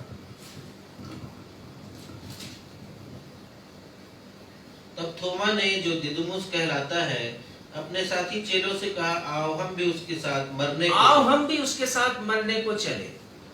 प्रभु यीशु मसीह यहाँ पर पुनरुत्थान विषय के ऊपर शिष्यों को संदेश देना चाह रहे हैं, शिक्षा देना चाह रहे हैं कि केवल मृत्यु तक अपने आप को मत रखो। उन्होंने कहा आगे, यदि हम पढ़ें, पुनरुत्थान और जीवन मैं हूं, जो कोई मुझ पर विश्वास करेगा वो कभी नहीं मरेगा, हमेशा जीवित रहेगा। ये शिक्षा देना चाह रहे हैं, परंतु देखिए कितना निराशावादी है, कितना नकारात्मक विचारधारा का व्यक्ति है।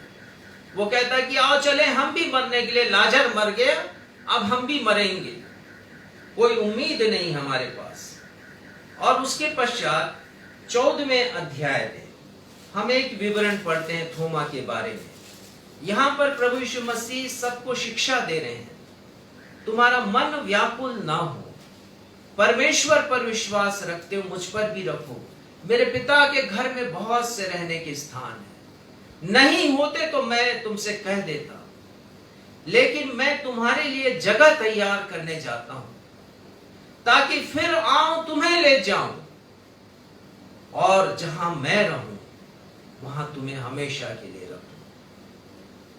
प्रभु यीशु मसीह कहते हैं मार्ग, सत्य और जीवन मैं हूं। लेकिन ये क्या कहता है? थोमा पद 5 को पढ़िएगा। थोमा ने उससे कहा, हे प्रभु, हम नहीं जानते कि तू कहाँ जा रहा है, तो मार्ग कैसे जाने? लगभग 3.5 वर्ष हो गए हैं प्रभु यीशु मसीह के साथ साथ रहते थोमा को, लेकिन उसकी अज्ञानता हम यहां पर देखते हैं। कुछ नहीं सीखा ऐसा लगता है प्रभु यीशु मसीह के साथ रहकर, और इतना सब कुछ जानने के पश्चात, सुनने के पश्चात भी वो प्रभु यीशु मसीह के पुनरुत्थान का प्रमाण मांग रहा है। प्रभु यीशु मसीह जान गए कि थोमा क्या चाहता है, और अब की बार प्रभु यीशु मसीह यद्यपि शिष्यों के पास आते हैं, लेकिन विशेषकर थोमा के पास आते हैं। पढ़िएगा पद 26, फिर से पढ़िएगा यूहन्ना 20 उसका पद 26 पढ़िएगा। 8 दिन के बाद उसके चेले 8 दिन के पश्चात, अर्थात पिछले रविवार को वो आए थे पुनरुत्थान के दिन शिष्यों के पश्चात, और उसके पश्चात फिर 8वें दिन अर्थात आज के ही दिन प्रभु यीशु मसीह थोमा के पास आते हैं। पद 27 पढ़िएगा।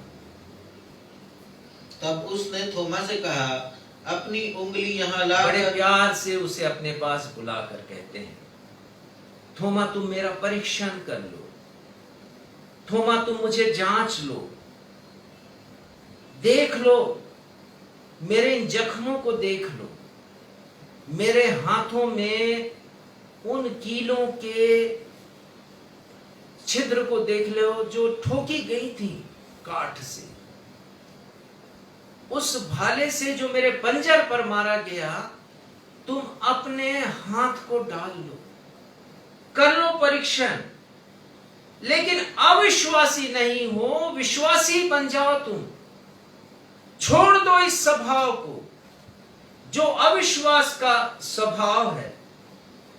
और यहां हम पढ़ते हैं कि प्रभु यीशु मसीह के प्रेममय मीठी वाणी को सुनकर थोमा परीक्षण भी नहीं करता है। यद्यपि कुछ चित्र ऐसे बनाए गए हैं 14वीं 15वीं शताब्दी में, जिसमें बतलाया गया है कि वो यीशु मसीह के हाथ के छिद्रों में अपनी उंगली डाल रहा है, पंजर में हाथ डाल रहा है, परंतु पढ़ने से मुझे तो ऐसा नहीं लगता। वो तो आत्मसमर्पण कर रहा है प्रभु के सामने। वो कह रहा है, हे मेरे प्रभु, हे मेरे परमेश्वर। वो समर्पण कर रहा है अपना, वो अवाक है, वो निरुत्तर है, उसके पास कहने को कुछ भी नहीं, क्योंकि प्रभु यीशु मसीह की शख्सियत ही ऐसी है, उनकी वाणी में ओज ही कुछ ऐसा है। और फिर यीशु कहते हैं 29 पद पढ़िएगा। यीशु ने उससे कहा, तूने मुझे देखा है, क्या इसलिए विश्वास किया है? धन्य वे हैं जिन्होंने बिना देखे विश्वास किया। और यही आज हमारे चिंतन का विषय है। जिन्होंने, प्रभु यीशु मसीह ने कहा, जिन्होंने मुझ पर बिना देखे विश्वास किया वो धन्य है, वो धन्य है। Those who have believed without seeing me are blessed, blessed. प्रभु यीशु मसीह का ये कहना है। इस पद में विश्वास करने वाले के 2 समूह को हम देखते हैं। एक समूह वो है जो देखकर विश्वास करता है, और दूसरा समूह वो है जो बिना देखे विश्वास करता है। और इन दोनों प्रकार के लोगों में बहुत बड़ा कहना चाहिए फर्क है, जमीन और आसमान का। देखकर विश्वास करना और बिना देखे विश्वास करना। एक उदाहरण बतलाना चाहूंगा मैं आपको। एक पास्टर ने कहा कलीसिया से, महीनों गुजर गए, वर्षा नहीं हो रही है। मैं आप सभी से निवेदन करता हूं कि आज हम आराधना के पश्चात शाम को जब आप भोजन कर लें, उसके पश्चात हम अपने शहर की उस पहाड़ी पर जाएंगे। परमेश्वर पिता से हम प्रार्थना करेंगे, परमेश्वर पिता वर्षा को भेजे, बरसात हो, ताकि सुख संपदा लोगों के पास आ सके। कलीसिया ने पूरा साथ दिया और बहुत से लोगों ने उपवास रखा और लोग नियत समय में उस पहाड़ी पर गए और वो प्रार्थना करने लगे, तल्लीन थे प्रार्थना करने में, गीतों को गाया, वचन को पढ़ा, प्रार्थना की उन लोगों ने। परमेश्वर पिता वर्षा को भेज दीजिए, बरसात कीजिए परमेश्वर पिता। और हुआ ऐसा कि उनकी प्रार्थना खत्म नहीं हुई और पानी गिरने लगा, बरसात होने लगी, जबरदस्त वर्षा हुई, सब लोग खुश हो गए। उन्हें लगा कि उनकी प्रार्थना का उत्तर परमेश्वर ने उन्हें दिया। पास्टर भी बड़े खुश होकर के वहां आ गए, अपनी मिनिस्ट्री के ऊपर वो घमंड करने लगे, अपनी लीडरशिप के ऊपर गर्व करने लगे। कितनी अच्छी लीडरशिप उनकी, कितना अच्छा वो मार्गदर्शन कर रहे हैं कलीसिया का। और इन्हीं विचार के साथ वो सो गए। रात को प्रभु यीशु मसीह ने दर्शन दिया उन्हें, और दर्शन दिया, पास्टर चौंक के उठ गए।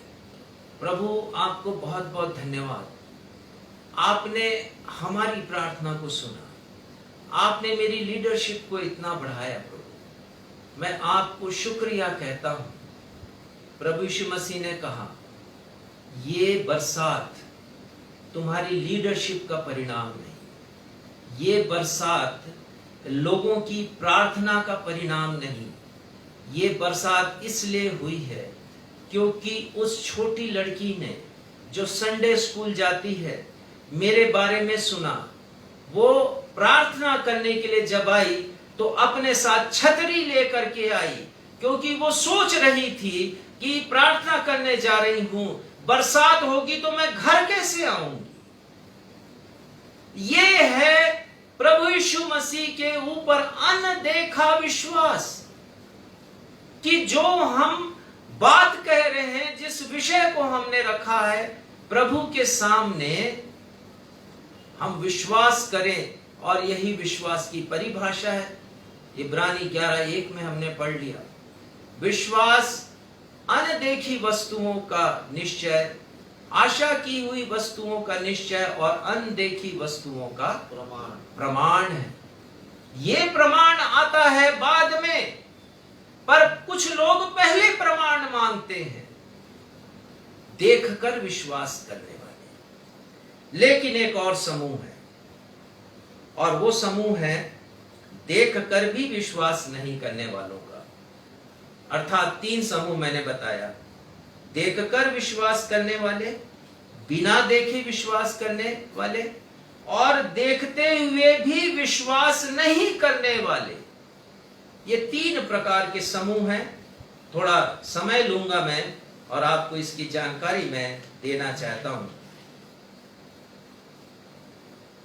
कभी कभी हम सोचते हैं कि यदि मैं प्रभु यीशु मसीह का एक शिष्य होता तो मैं कभी ऐसा काम नहीं करता जैसा थोमा ने किया।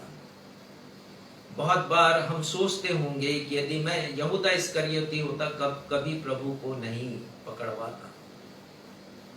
कभी कभी हम सोचते कि हम पतरस के समान यदि हम होते तो हम कभी भी मुर्ग के 3 बार बांग कर देने के बाद प्रभु यीशु का इनकार नहीं करते। 3 प्रकार का समूह मैं आपके सामने रख रहा हूं। आप किस समूह में हैं देख लीजिए। मुझे लगता है कि यदि हम भी होते तो वही करते। पहला समूह उन लोगों का है जिन्होंने परमेश्वर की सामर्थ को देखा फिर भी विश्वास नहीं किया। आज का उत्तरवादी का पाठ पढ़ा गया भजन संहिता 106 से। उसमें बताया गया कि इस्राएली लोगों ने कितने अद्भुत काम देखे, आश्चर्य कर्मों को देखा। लाल सागर को दो भागों में बंटते देखा, सूखी भूमि को देखा, उस पर से अपने आप को पार करते हुए देखा, शत्रु की सेना को नाश होते हुए देखा। बहुत से आश्चर्य कर्मों को उन्होंने अपनी नजर से देखा। और लिखा है 106 अध्याय के 12वें पद में, उन्होंने परमेश्वर के वचनों पर विश्वास किया और उसकी स्तुति गाने लगे। ऐसा भी हुआ, उन लोगों ने ये सब देखा है, परमेश्वर की तारीफ की है, आराधना की, परमेश्वर की उनका गुणानुवाद किया है, जय जयकार किया, स्तुति गीत उन्होंने गाए हैं। लेकिन 13 पद में क्या लिखा है? परंतु वे झट उसके कामों को भूल गए और उसकी युक्ति के लिए न ठहरे। झट उनके कामों को भूल गए। थोड़े ही समय के बाद जैसे ही गाना खत्म हुआ और वो अपने दिन प्रतिदिन की दिनचर्या में आए, उन्होंने परमेश्वर के आश्चर्य कर्मों को बिसरा दिया। क्या मैं और आप ऐसा नहीं करते हैं? आज ही मैं बतला रहा था कि बहुत से लोग प्रार्थना अनुरोध तो भेज देते हैं, चंगाई भी मिल जाती है, लेकिन कभी बताते नहीं है कि उन्हें चंगाई मिल गई, आप प्रभु को धन्यवाद भी दे देना।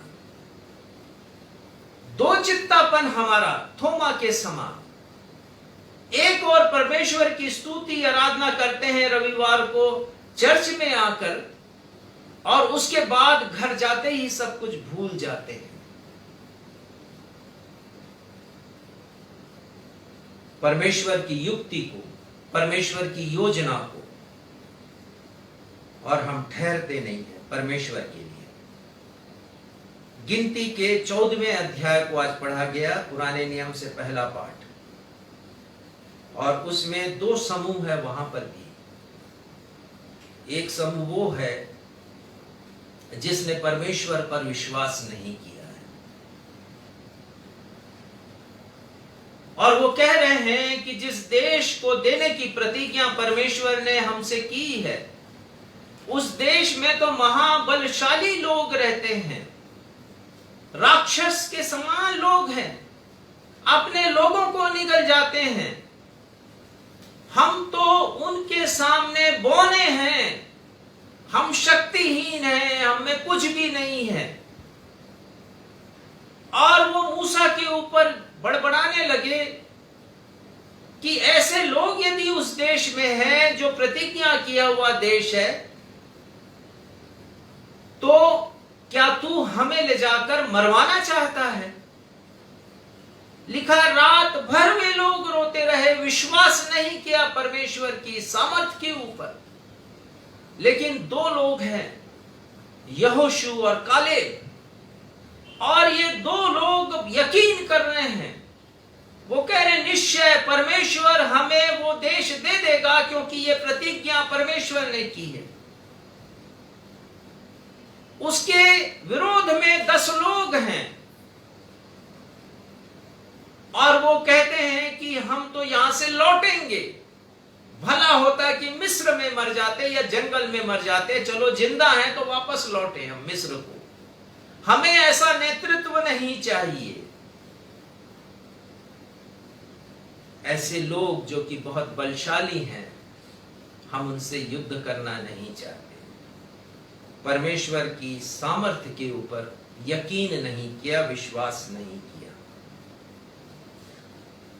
ऐसे लोग जिन्होंने परमेश्वर के अद्भुत आश्चर्य कर्मों को अपनी आंखों से देखा था।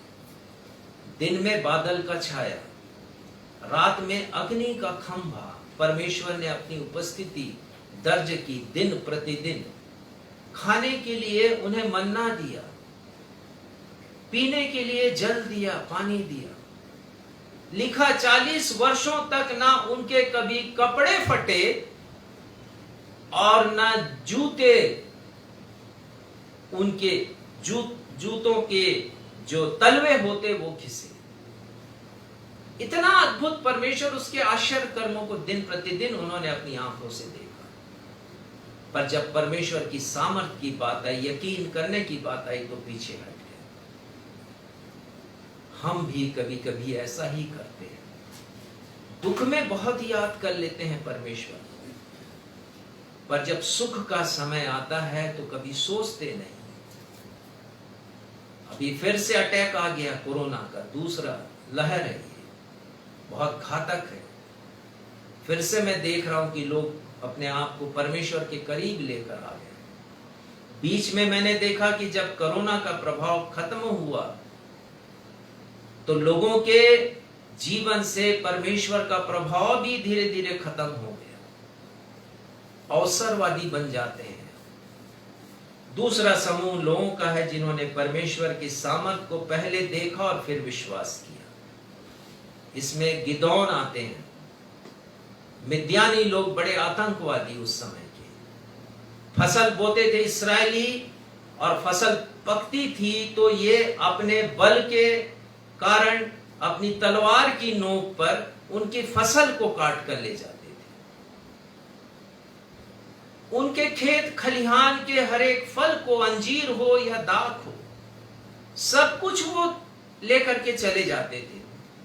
सेना के साथ आते थे, इस्राएली देश में आक्रमण करते थे। उनके परिवार की बहू बेटियों को वो लेकर चले जाते थे, जो मर्जी आती थी वो करते थे। परमेश्वर ने कहा कि गिदौन तुझे खड़ा होना है। वो कहने लगा मैं तो बड़ा कमजोर हूं। नहीं, मैं तेरे साथ हूं, मैं तेरे संग हूं गिदौन। और वो चिन्ह मांगता है परमेश्वर से, और वो कहता है कि मैं भेड़ी के ऊन को खलिहान में रखूंगा। परमेश्वर पिता, आप ऐसा करें कि ओस केवल उस ऊन पर गिरे और खलिहान में कहीं ओस का नामो निशान ना हो। चिन्ह मांगा उसने परमेश्वर से, यदि आप मेरे द्वारा इस काम को कराना चाहते हैं तो आप ऐसा कीजिए। और परमेश्वर ने वैसा ही किया। सुबह उठा वो, और जब अपने खलिहान में गया और उसने ऊन को देखा तो देखा वो तो पानी से भरा हुआ है, और खलिहान को देखा वो तो सूखा है। फिर भी उसे निश्चय नहीं हुआ, और वो कहता परमेश्वर पिता इसका उल्टा कर दीजिए कि ऊन सूखी रहे, खलिहान गीली हो जाए। परमेश्वर ने फिर ऐसा किया। बहुत बार जिंदगी में हम ऐसा ही व्यवहार परमेश्वर से करते हैं। परमेश्वर पिता, बहुत बीमार हूं मैं, रोग है, असाध्य रोग, ये जाता नहीं है, दया कीजिए, कृपा कीजिए। परमेश्वर कर देते हैं कृपा, लेकिन उसके बाद हमारा जीवन कैसा होता है? क्या वो विश्वास हमारा क्रियाशील रहता है या नहीं रहता है? और इसी में तीसरे समूह की चर्चा करूंगा और अपने संदेश को समाप्त करूंगा। तीसरा समूह उन लोगों का है जिन्हें यीशु मसीह ने धन्य कहा है, अर्थात उन लोगों का जिन्होंने बिना देखे विश्वास किया प्रभु यीशु मसीह पर। मैं और आप क्या उसमें शामिल हैं? क्या मैं और आप, मेरा और आपका विश्वास इतना एक्टिव है? विश्वास दो प्रकार का, एक विश्वास क्रियाशील है जो एक्टिव है, और दूसरा विश्वास पैसिव है, अक्रियाशील। अर्थात मन में रखते तो हैं कि हम विश्वास करते हैं, लेकिन क्रिया रूप में उसे व्यक्त नहीं करते, दिखाते नहीं हैं। और वचन कहता है विश्वास कर्म के बिना अधूरा है, जैसे देह आत्मा के बिना मरी हुई है। संत याकूब लिखते हैं वैसे ही विश्वास कर्म के बिना मरा हुआ है। बहुत से उदाहरण हैं, इब्रानी 11 में भी इसी बात को लिखा गया है। विश्वास आशा की हुई वस्तुओं का निश्चय, अनदेखी वस्तुओं का प्रमाण है, क्योंकि विश्वास के विषय में प्राचीनों की भी अच्छी गवाही दी गई। बहुत से गवाह हैं हमारे सामने। नूह है हमारे हमारे सामने गवाह। परमेश्वर ने कहा 40 दिन 40 रात वर्षा होगी, जल प्रलय आएगा। वो जानता नहीं था कि बरसात किस पक्षी का नाम है।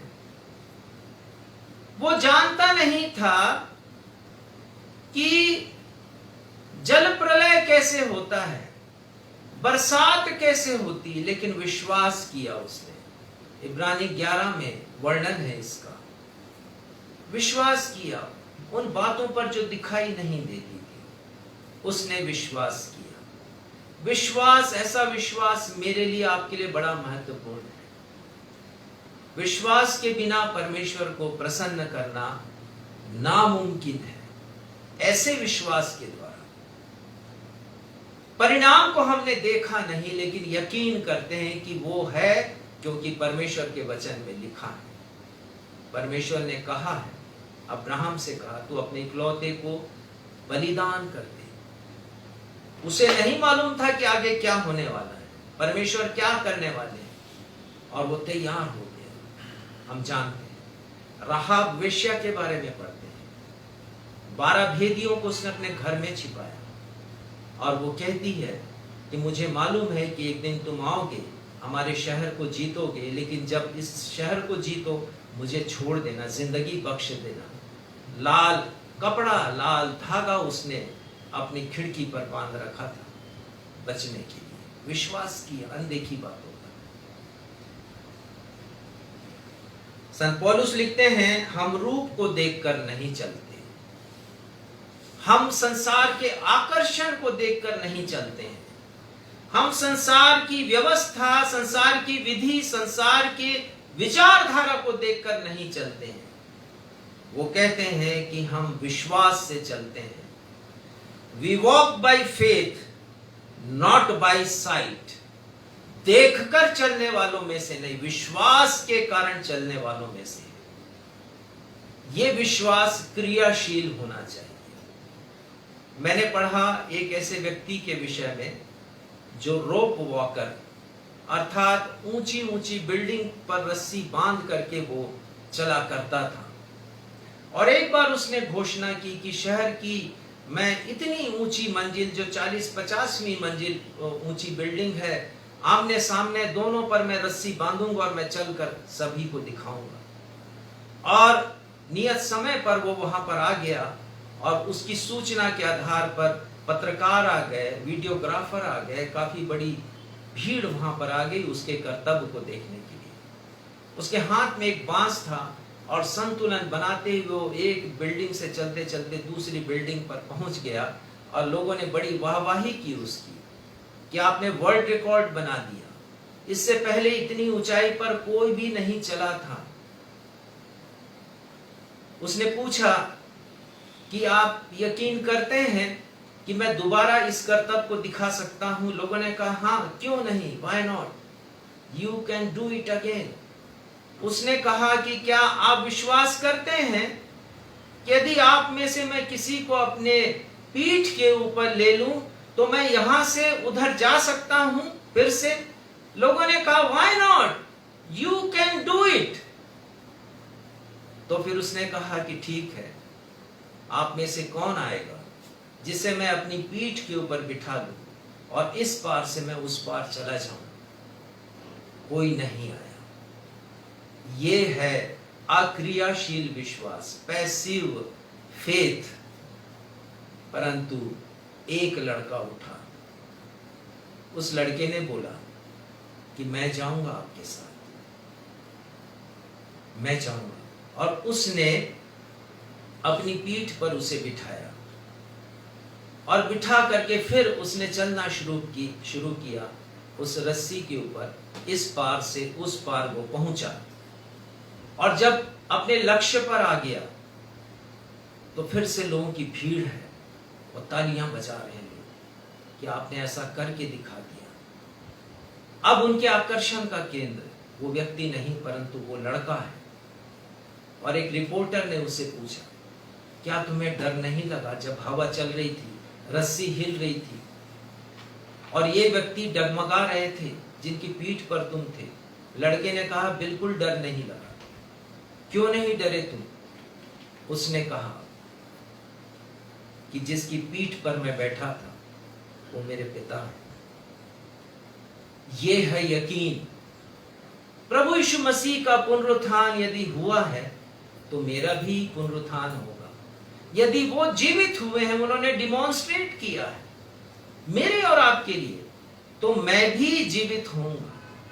मैं सड़ने के लिए नहीं आया हूं कब्रिस्तान में कि कीड़े मेरी देह को खा ले, मैं मिट्टी बन जाऊं, परंतु मैं जिंदा होने के लिए आया हूं। ये यकीन होना चाहिए। यीशु कहते हैं धन्य है वे जिन्होंने बिना देखे विश्वास किया है। और इसीलिए हम भरोसा रखें प्रभु यीशु मसीह के ऊपर, क्योंकि वो हमारा सहारा है।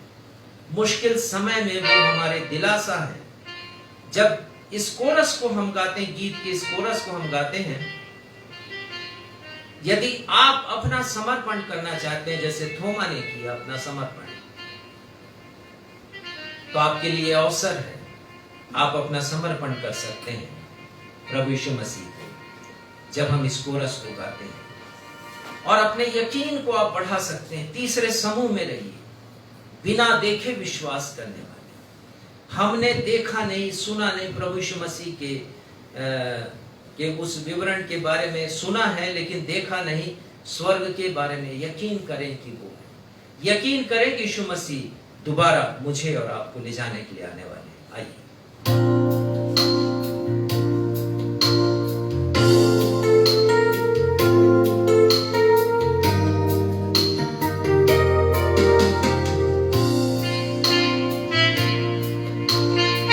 थैंक यू जीसस, धन्यवाद यीशु।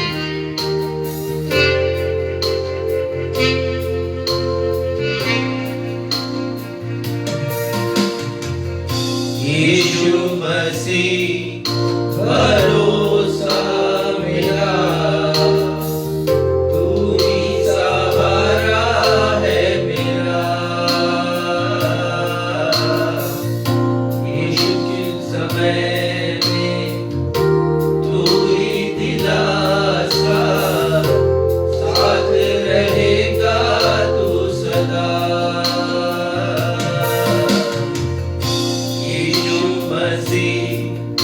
भरोसा मेरा, तू ही सहारा है मेरा। मुश्किल समय में तू ही दिलासा, साथ रहेगा तू सदा। करुणा भलाई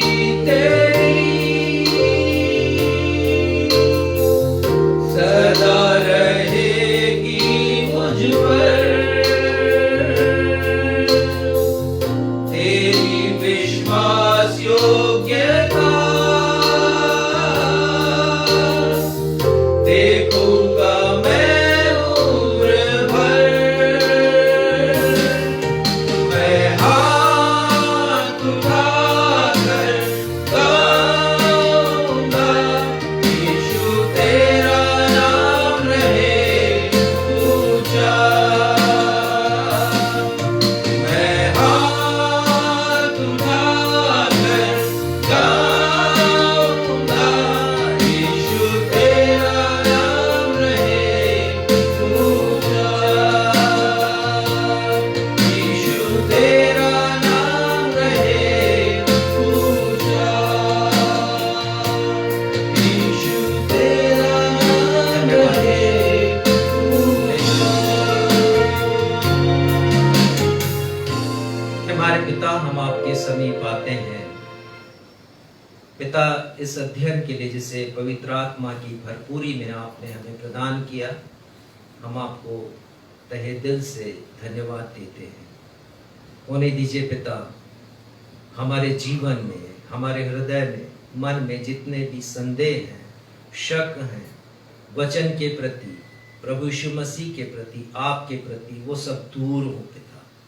जैसे थोमा ने, शक्की थोमा ने अपने हर एक शक को दूर किया, अपना समर्पण किया प्रभु के सामने, हम भी आपके सामने अपना समर्पण करें। अभी जितने लोगों ने अपने जीवन को दिया है आपको और निश्चय किया है कि वे बिना देखे विश्वास करेंगे, धन्य कहलाएंगे, पिता उन सभी को आपके हाथों में मैं सौंपता हूँ।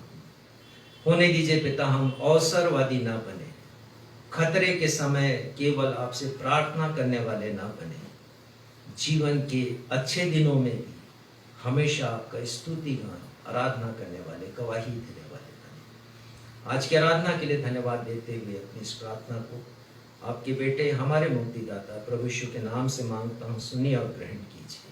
आमीन। आशीष ग्रहण करें। अब हमारे अद्वैत पिता परमेश्वर का प्रेम, हमारे उद्धारकर्ता प्रभु यीशु मसीह का अनुग्रह और शांतिदायक पवित्र आत्मा की सहभागिता हम में से हर एक के साथ अब से लेकर के हमारे उद्धारकर्ता प्रभु यीशु मसीह के दूसरे आगमन तक हमेशा होती रहे। आमीन। आमीन। आप सभी को जय मसीह की। जय मसीह।